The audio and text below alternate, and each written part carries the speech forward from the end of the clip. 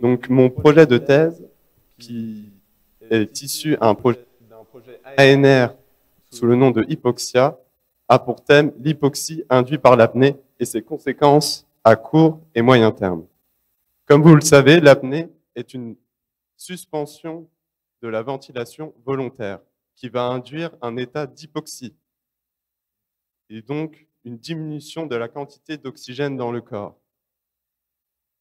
Ce stress pour l'organisme va mettre en place dans le corps un réflexe qu'on appelle réflexe de plongée, le dive-in réflexe.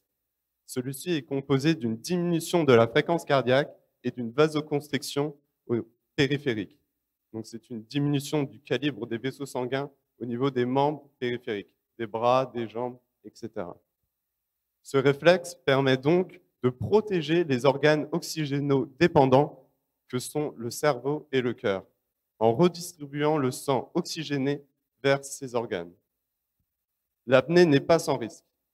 Il y a des risques à court terme que vous connaissez peut-être. La syncope, c'est une perte de connaissance qui, dans le milieu aquatique, peut entraîner la noyade et donc la mort, mais également des pertes de contrôle moteur qui soulignent une souffrance au niveau cérébral par des spasmes, des tremblements, etc.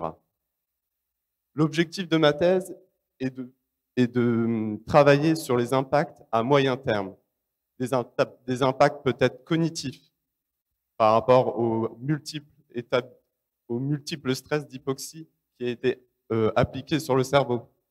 D'où l'objet de mon étude qui est d'identifier les adaptations physiologiques qui permettent peut-être de maintenir cette fonction cognitive, en particulier la mémoire, mais également les impacts d'une saison d'entraînement en apnée.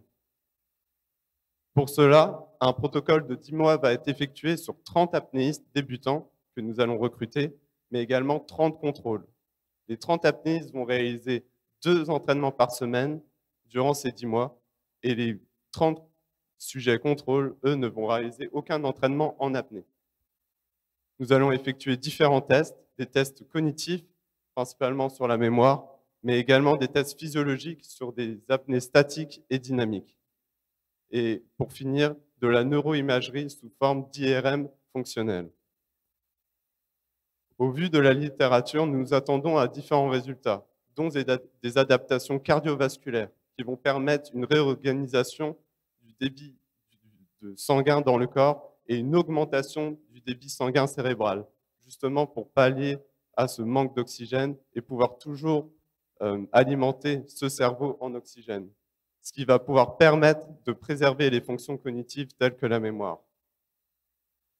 Grâce à ces résultats, nous pourrons améliorer la prise en charge de sujets qui sont victimes de syncope, car en connaissant le fonctionnement du corps vis-à-vis de cette syncope, on va pouvoir travailler sur des indices physiologiques qui vont nous prévenir que cette personne est susceptible de faire des syncopes. Nous pourrons également proposer une meilleure prise en charge de sujets qui souffrent de lésions cérébrales dues à des AVC ou bien d'hypoxie, car on va pouvoir connaître davantage la plasticité cérébrale, comment le cerveau va s'adapter à ce stress, et plus particulièrement à l'hippocampe, qui est la partie du cerveau qui s'occupe de la mémoire, qui est une partie qui effectue de la neurogenèse, c'est-à-dire de la création de neurones. Et du coup, cette partie est très modelable par rapport à son environnement, et l'environnement là va être impacté par cette hypoxie. Je vous remercie de votre attention.